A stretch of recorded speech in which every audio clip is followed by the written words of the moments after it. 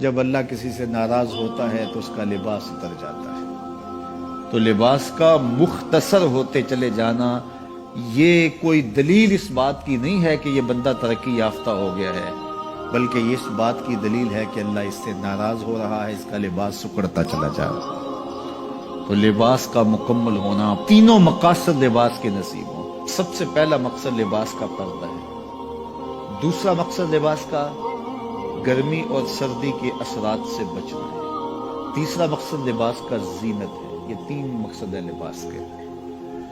پہلا مقصد پردہ، پردے کی چیزوں کو چھپانا، جن کا پردہ میرے رب نے رکھا ہوا ہے۔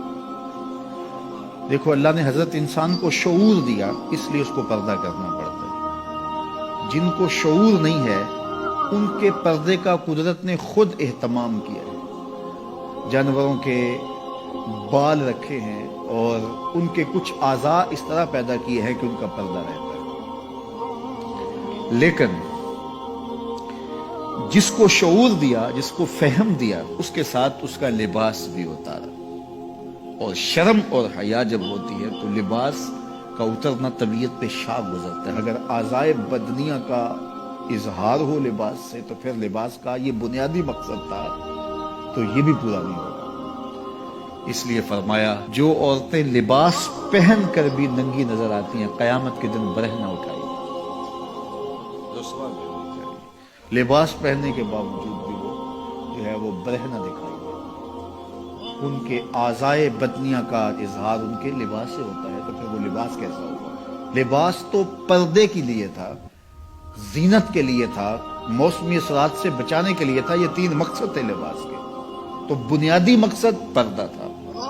اگر وہی حاصل نہ ہوا تو پھر لباس کا مقصد کیا ہوا؟ تو یہ بات ذہن میں رکھیے گا کہ جب کسی بھی معاشرت میں ان کا لباس سمٹتا ہے تو پھر معاشرے کے اندر جو ہے وہ بے حیائی پھیلتی۔ آج کل یہ شارٹس پہننے کی عادت ہو گئی ہے اور اس میں یہ گھٹنے بھی ننگے ہوتے ہیں، جبکہ گھٹنا شامل ہے آپ کے پردے میں، آپ کے ستر میں۔ مرد کا ستر گھٹنے سے لے کے ناف تک ہے۔ اگر کسی مجبوری سے یا کسی وجہ سے وہ کوئی ایسا لباس پہنتا بھی ہے تو وہ اپنے گھٹنوں کو ننگا نہیں رکھے گا اور ننگا نہیں ہونے دے گا، تو یہ اس کے پردے میں شامل ہے۔